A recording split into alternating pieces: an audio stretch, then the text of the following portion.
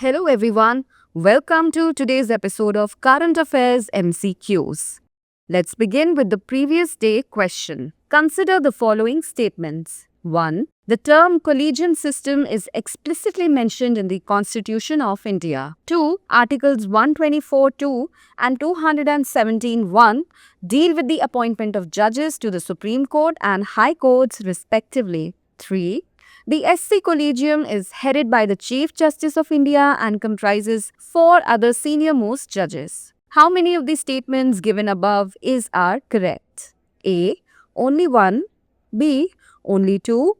C. All 3. And D. None. Correct answer is option B. The term collegium system is not mentioned in the Constitution of India. Hence, statement 1 is not correct. The collegium system of appointing judges evolved through 3 significant verdicts of the Supreme Court, namely the first, second, and third judges' case. Although the Constitution does not mention the collegium system, these 3 cases debate the language of Articles 124(2) and 217(1), which deal with the appointment of judges to the Supreme Court and High Courts, respectively. Hence, statement 2 is correct. The cases established that the collegium, headed by the Chief Justice of India, will be given primacy when it comes to appointing judges to the higher judiciary. The SC Collegium is headed by the CJI and comprises the 4 other senior-most judges. Hence, statement 3 is correct. Since 1993, this collegium has made recommendations to the government for the appointment of judges to the Supreme Court, the appointment of Chief Justices to the High Courts, and transfer of judges of High Courts. Hence, option B is the correct answer.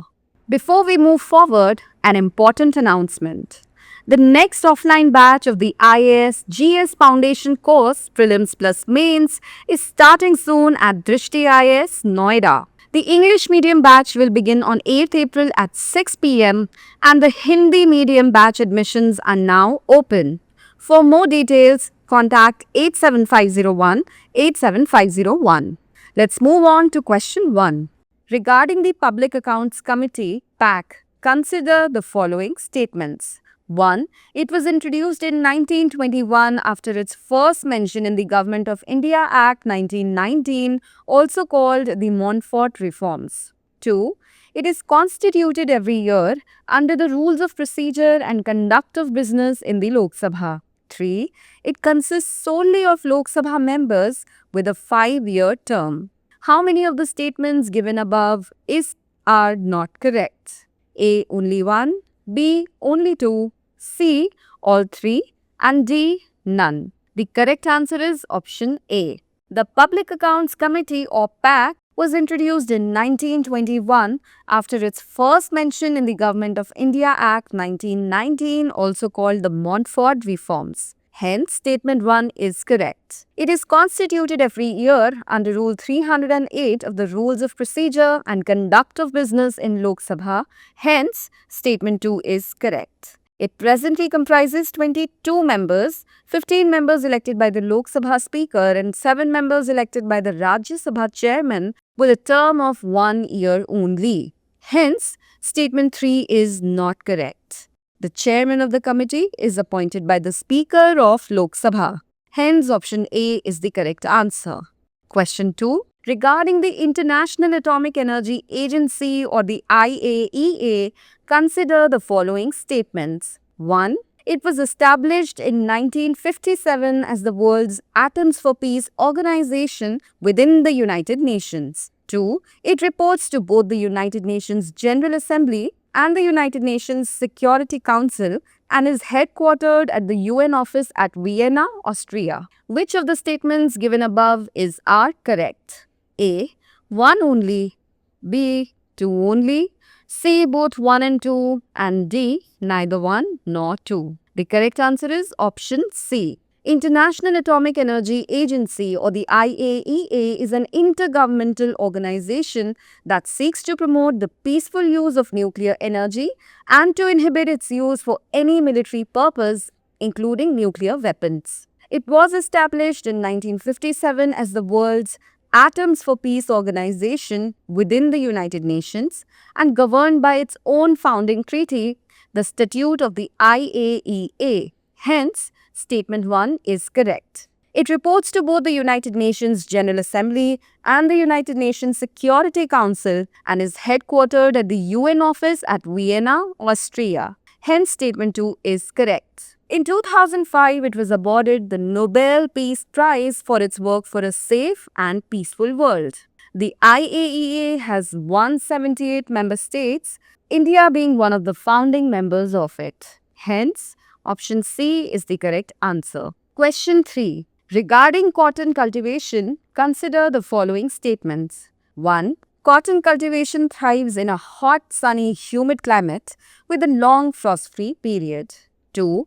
When pink bollworm (PBW) larvae invade cotton bolls, it causes cotton plants to produce more cotton and the cotton produced is of higher quality. 3. India is the largest producer of cotton, followed by Bangladesh. How many of the statements given above are correct? A. Only 1, B. Only 2, C. All 3, and D. None. The correct answer is option A. Cotton cultivation thrives in a hot, sunny, humid climate with a long frost-free period. Hence, statement 1 is correct.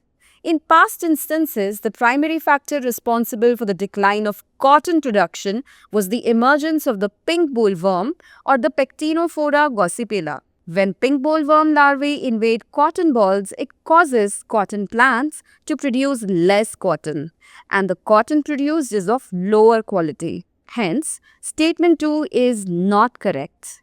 PBW is monophagous, that primarily feeds on a single specific type of food, feeding mainly on cotton, which contributes to the development of resistance against Bt proteins.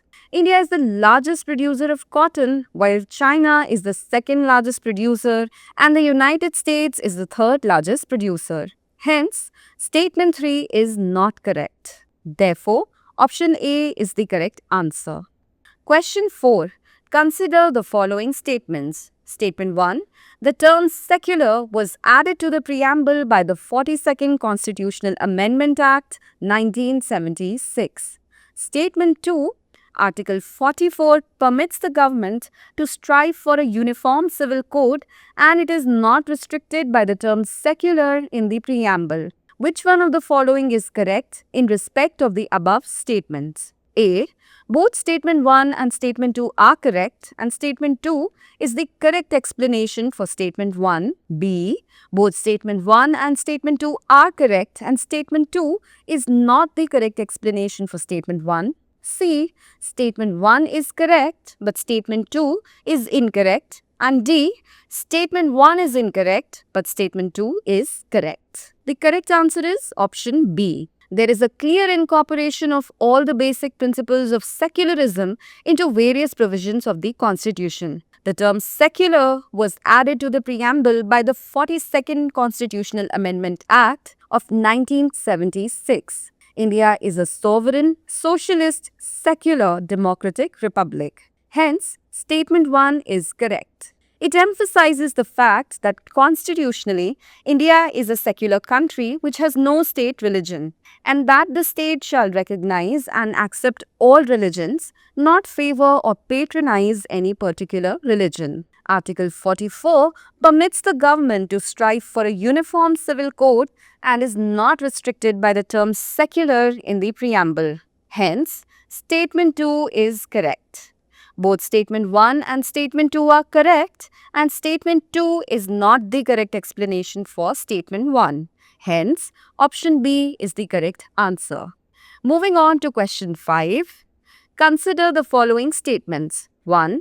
A Supreme Court judge is appointed by the President under Article 124(2) of the Constitution. 2. The Chief Justice of the High Court is appointed by the President after consultation with the Chief Justice of India and the Governor of the state concerned. 3. The 99th Constitutional Amendment Act 2014 and the NJAC Act 2014 were passed to establish a new system for judicial appointments. How many of the statements given above are not correct? A. Only 1, B. Only 2, C. All 3 and D. None. The correct answer is option D. A Supreme Court judge is appointed by the President under Article 124(2) of the Constitution. Hence, Statement 1 is correct. The President appoints the Chief Justice of India after consulting the necessary Supreme Court and High Court judges, while other judges are appointed in consultation with the Chief Justice and relevant judges. A High Court judge is appointed by the President under Article 217 of the Constitution. The Chief Justice of the High Court is appointed by the President after consultation with the Chief Justice of India and the Governor of the state concerned. Hence, Statement 2 is correct. For the appointment of other judges, the Chief Justice of the concerned High Court is also consulted. In case of a common High Court for two or more states, the governors of all the states concerned are consulted by the President. The 99th Constitutional Amendment Act 2014 and the NJAC Act 2014 were passed to establish a new system for judicial appointments. Hence, Statement 3 is correct. Hence, option D is the correct answer. Question 6. Regarding the Pradhan Mantri Jan Arogya Yojana, consider the following statements. 1. It is an entitlement-based scheme that targets the beneficiaries as identified by the latest socio-economic caste census data. 2. The scheme is fully funded by the central government. 3. The National Health Authority has been constituted under the Society Registration Act 1860 for effective implementation of PMJAY. How many of the statements given above are correct? A. Only 1, B. Only 2, C. All 3, and D. None. The correct answer is option B. Pradhan Mantri Jan Arogya Yojana is an entitlement-based scheme that targets the beneficiaries as identified by the latest socio-economic caste census data. Hence, Statement 1 is correct. The funding for the scheme is shared 60-40 for all states and UTs with their own legislature, 90-10 for northeastern states in Jammu and Kashmir, Himachal and Uttarakhand, and 100% central funding for UTs without a legislator. Hence, Statement 2 is not correct. The National Health Authority or the NHA has been constituted as an autonomous entity under the Society Registration Act of 1860 for effective implementation of PMJAY in alliance with state governments. Hence, Statement 3 is correct. Therefore, option B is the correct answer. Question 7. Regarding the right to freedom of speech, consider the following statements. 1. This right is available only to a citizen of India and not to foreign nationals. 2.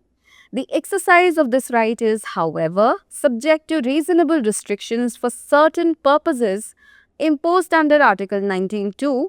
3. In Maneka Gandhi v. Union of India 1978, the Supreme Court held that the freedom of speech and expression is not confined to national boundaries. How many of the statements given above are correct? A. Only 1, B. Only 2, C. All 3, and D. None. The correct answer is option C.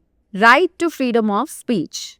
This right is available only to a citizen of India and not to foreign nationals. Hence, Statement 1 is correct. The exercise of this right is, however, subject to reasonable restrictions for certain purposes imposed under Article 19(2). Hence, Statement 2 is correct. In Maneka Gandhi v. Union of India 1978, the Supreme Court held that the freedom of speech and expression is not confined to national boundaries. Hence, Statement 3 is correct. Therefore, option C is the correct answer.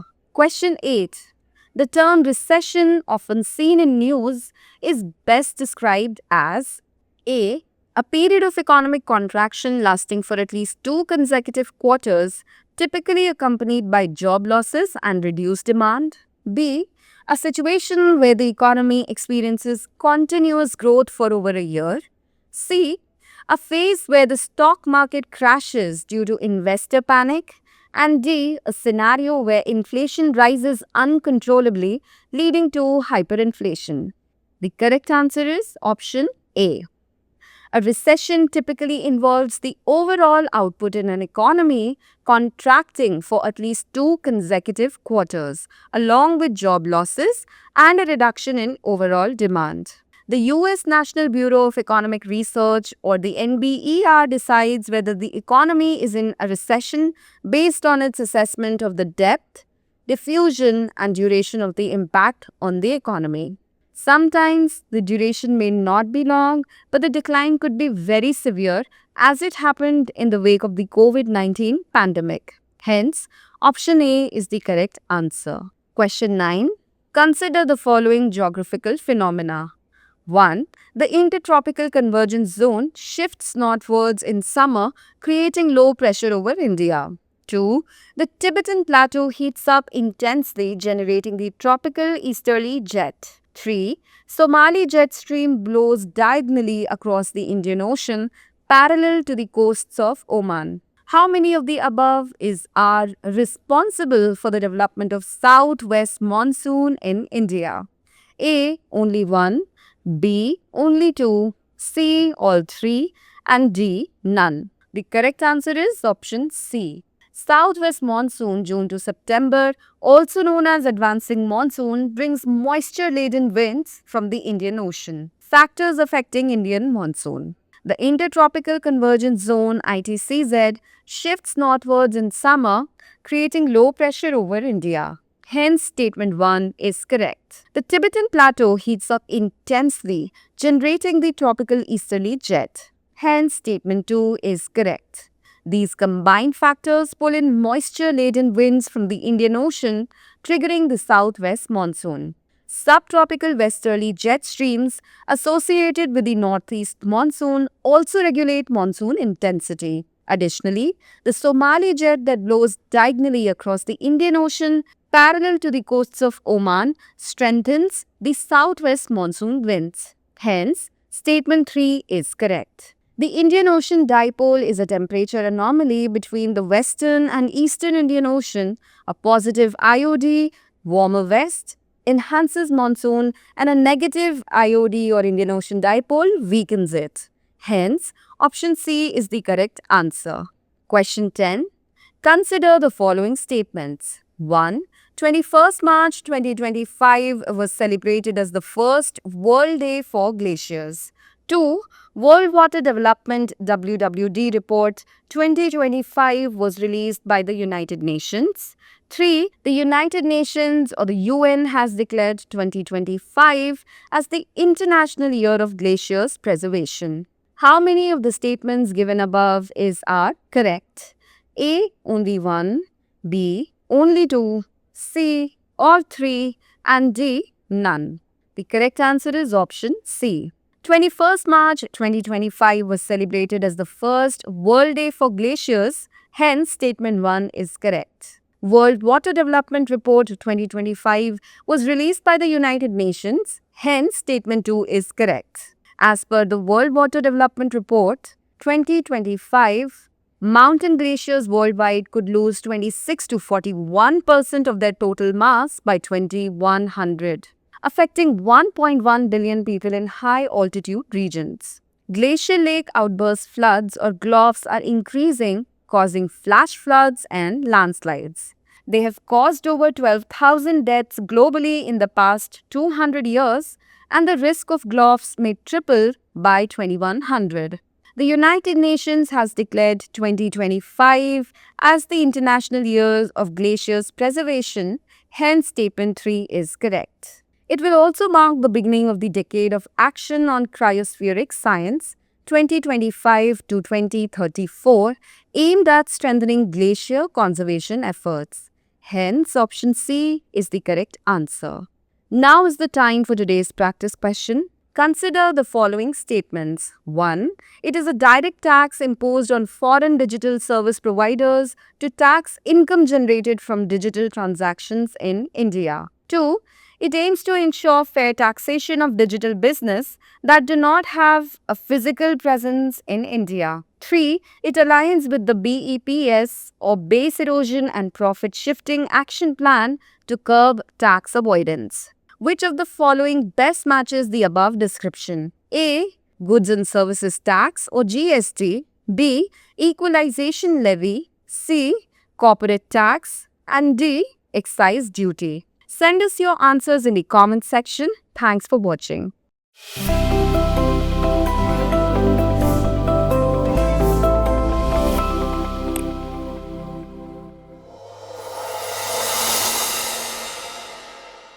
For more informative content, like, share and subscribe, and do not forget to press the bell icon to get the notifications.